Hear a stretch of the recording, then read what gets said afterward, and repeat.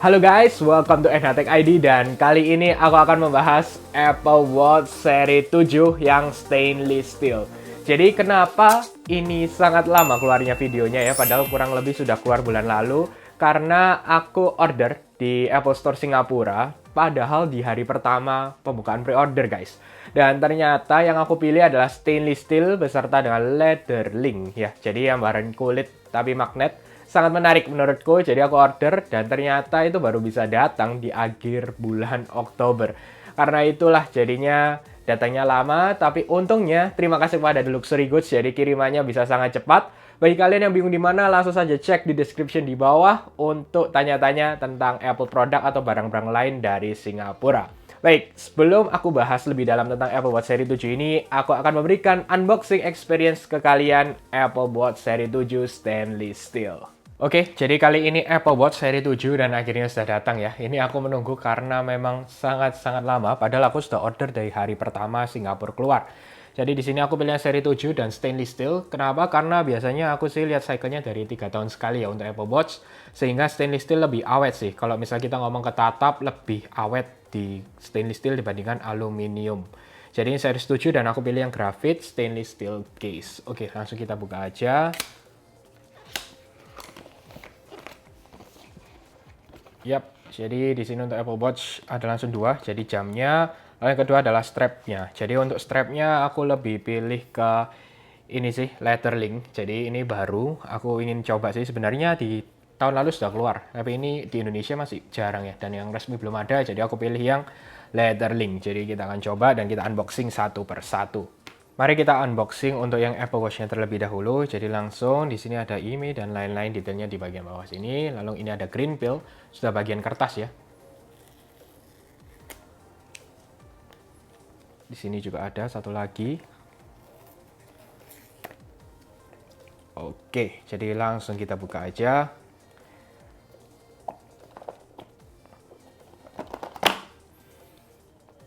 Masih mirip sih ya. Jadi Apple Watch-ku yang terakhir adalah seri 4. Jadi di sini ada seri 4 ya. Di sini aku pakai yang seri 4 dan overall sih masih oke, masih bagus ya. Karena apa? Karena aku pilih yang stainless steel. Jadi lebih awet sih menurutku dari aku gunakan yang seri OG atau yang seri pertama kali keluar. Baik, jadi kali ini 45 mm.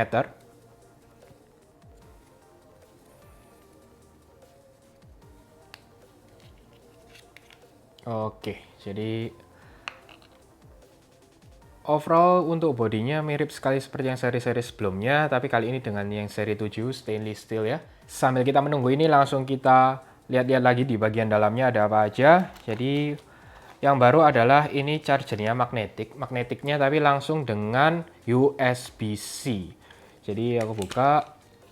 Yap, jadi ini sudah USB-C guys, bukan yang kayak USB-A lagi ya. Jadi ini bisa lebih cepat juga dikatakan oleh Apple ya, dengan kecepatan lebih tinggi dan bisa kalian gunakan untuk adapter yang pastinya lebih tinggi juga ya. Tidak seperti yang lama atau yang seri 5 yang bisa seri 5 atau seri 6 yang biasa kalian gunakan.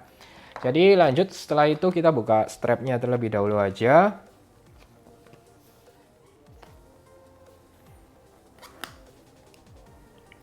Oke, jadi bagian satu aja. Mari kita buka.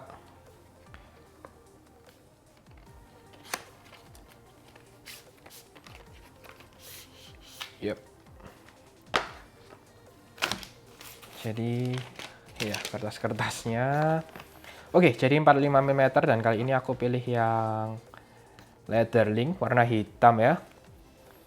Jadi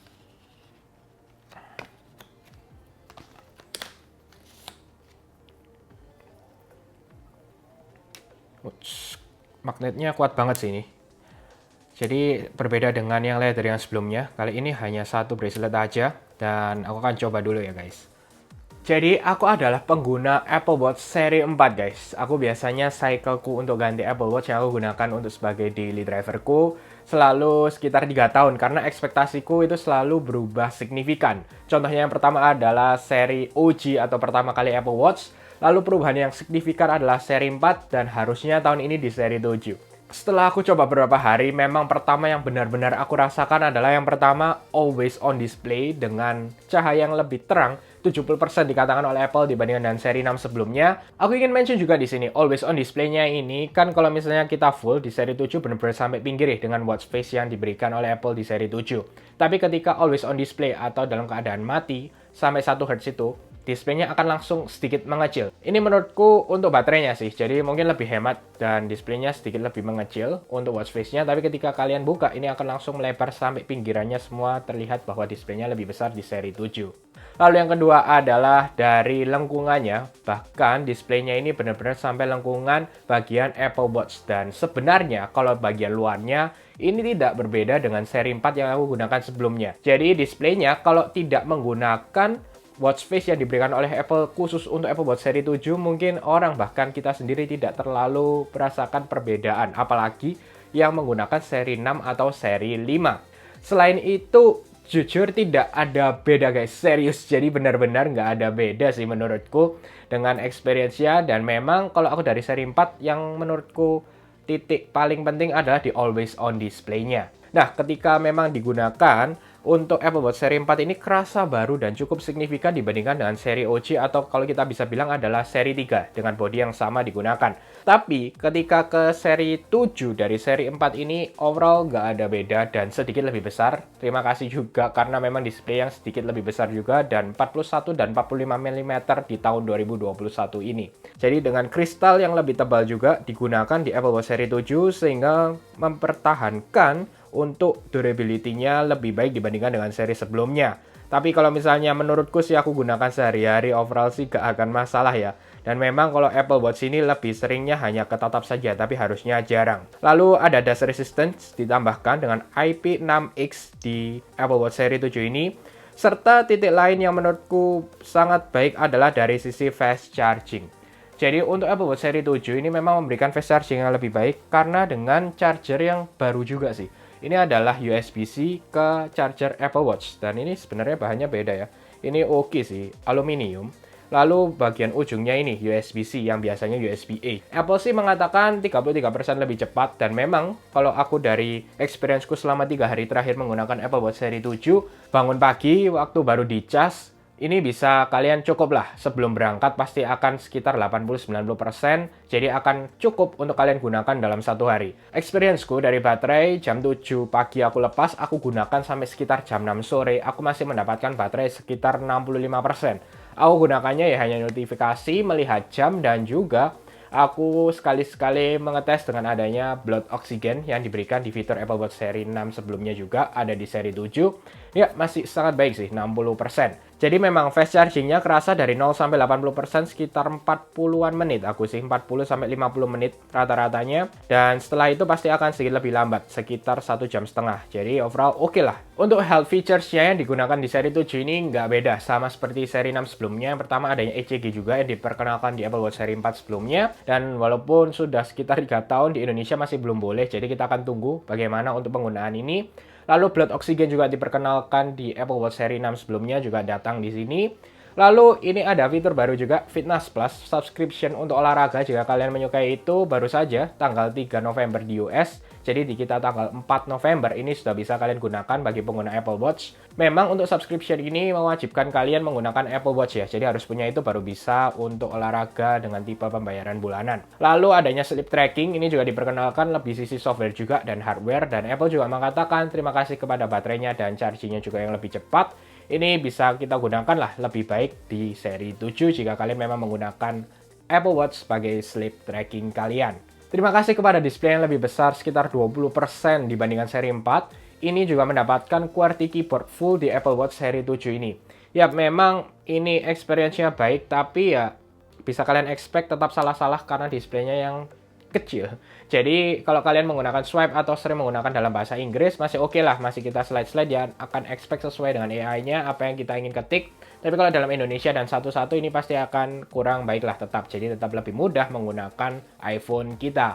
Selain itu, seperti kalkulator, beberapa aplikasi lain memang kelihatan lebih besar dan kalkulator sih yang aku rasakan mencet-mencetnya jadi lebih oke juga. Walaupun di seri 4 sudah lebih baik, di sini dengan display lebih besar juga cukup menarik. Tahun ini jujur agak aneh karena memang ekspektasi orang dengan Apple Watch seri 7 ini perubahan yang jauh lebih berbeda lah dibandingkan dengan yang keluar sekarang. Boxy design yang di-expect sudah dikatakan di awal tahun 2021 ya. Dan ternyata enggak. Dan benar-benar untuk seri 7 ini hanya memaksimalkan untuk dari sisi display serta bodi yang sedikit lebih besar dengan 41 dan 45 mm. Banyak juga yang mengatakan ini ada masalah dari supply chain-nya sehingga Apple menggunakan ini. Tidak ada yang tahu sih, semuanya ini hanya kira-kira saja dan yang kita tahu adalah ya memang seri 7 seperti ini. Dan mungkin tahun depan atau 2 tahun lagi dengan boxy design kita tidak tahu, tapi kalau dari sisiku ya, menurutku pribadi, kalau misalnya sudah menggunakan perubahan yang seperti ini, harusnya tidak akan langsung tahun depan berubah secara signifikan lagi. Karena bisa dikatakan juga bahwa ini juga termasuk yang Apple katakan signifikan. Kita tahulah, track record Apple untuk perubahan-perubahan produknya itu tidak pernah sesignifikan itu dalam beberapa tahun saja. Aku juga ingin share kenapa aku memilih stainless steel. Jadi, yang aku katakan sebelumnya bahwa aku ini untuk Apple Watch benar-benar daily driver dan aku biasanya 3 tahun sekali baru ganti. Karena itulah aku memilih stainless steel dengan harapan bahwa memang lebih kuat. Dan memang faktanya stainless steel lebih kuat dibandingkan dengan aluminium. Lalu aku juga sehari-hari aku gunakan dan experienceku menggunakan Apple Watch ini kan tidak ada casing dan tidak ada screen ya. Aku nggak suka sih supaya kelihatan benar-benar OG dan maksimal display yang dikeluarkan. Ini agak kadang ketatap ya, jadi nggak sengaja ketatap tembok lah, ketatap barang tertentu lah, kena barang-barang lain. Ya, ini jadi apa ya, menjadi salah satu yang lebih aman saja dan lebih awet lah ekspektasinya yang digunakan di stainless steel di Apple Watch seri 7. Dan info saja, sebenarnya di Apple Watch seri 7 ini chipsetnya sih dikatakan sama dengan seri 6 sebelumnya, hanya di rename seri 7. Tapi ya, bisa kita, apa ya, menurutku ini tidak bisa kita tes juga untuk Apple Watch. Yang penting menggunakannya sangat baik, notifikasi semua masuk jelas, aplikasi beberapa contohnya dengan blok oksigen dan fitur-fitur lain yang berjalan dengan sangat baik, itu sudah sangat cukup lah di Apple Watch yang bisa kita gunakan. Kesimpulannya adalah apakah worth it ke seri 7? Jadi kalau dari aku pribadi, kalau kalian pengguna seri 4 ke bawah, silahkan kalian pilih Apple Watch seri 7 yang terbaik dan juga lebih aman dengan display yang lebih besar sedikit, lalu juga dengan always on display yang menurutku itu adalah menjadi hal yang sangat menarik bagi pengguna Apple Watch seri 4 ke bawah. Apalagi dengan display yang lebih terang, dengan 70% di indoor yang dikatakan oleh Apple lebih terang juga ketika always on display-nya nyala. Yap, itu menurutku sangat membantu kita lah, tidak harus kita pencet atau benar-benar harus ke arah wajah kita. Jadi samping sedikit kita lihat ketika ketemu orang atau ngobrol-ngobrol, oh ini sudah jam berapa, terlihat di Apple Watch seri 7 kita. Dan adanya fast charging di seri 7 itu nilai plus lah yang digunakan, ya memang tidak terlalu signifikan, tapi untuk beberapa orang menurutku itu akan sangat membantu produktivitas mereka. Lalu pertanyaan lagi adalah, beli yang mana? Aluminium, stainless steel, atau yang Hermes, atau yang titanium? Sesuaikan budget yang pertama pastinya, karena harganya cukup berbedanya sangat signifikan. Lalu yang kalian expect adalah apa yang kalian gunakan dan pengalaman kalian menggunakan Apple Watch sih, atau jam-jam lain lah. Kalau aku tetap lebih aman ke stainless steel, tapi sebenarnya overall yang dapat kalian dapatkan di sebuah Apple Watch yang aluminium pun nggak masalah. Apalagi misalnya kalian 1-2 tahun yang ganti, aluminium saja cepat ya gantinya dengan versi-versi yang terbaru. Sedikit aku ingin mention, jadi di sini leather link-nya memang menarik sih. Sangat suka aku leather link ya. Jadi sebelumnya aku juga pernah suka yang leather adalah leather loop. Dan ini kerasa awalnya lebih aman karena ini tipenya adalah lipatan lalu kalian sesuaikan dengan magnet. Dan sampai sekarang ini sudah lama banget sih guys. Ada 5 tahun mungkin untuk strapnya, masih sangat kuat. Lalu di sini, ini agak menakutkan di awal, tapi ternyata magnetnya sangat-sangat kuat. Jadi untuk walaupun satu band aja langsung nempel itu nggak masalah sih. Sangat kuat, aku gunakan 3 hari terakhir ini nggak masalah, sangat-sangat baik. Itu aja sih yang aku ingin share ke kalian, dan pastinya aku akan memberikan long term review setelah aku benar-benar menggunakan Apple Watch ini sebagai daily driverku selama beberapa minggu ke depan. Oke, semoga kalian suka dengan video ini. Jangan lupa untuk share, like, subscribe, dan sampai ketemu di video selanjutnya.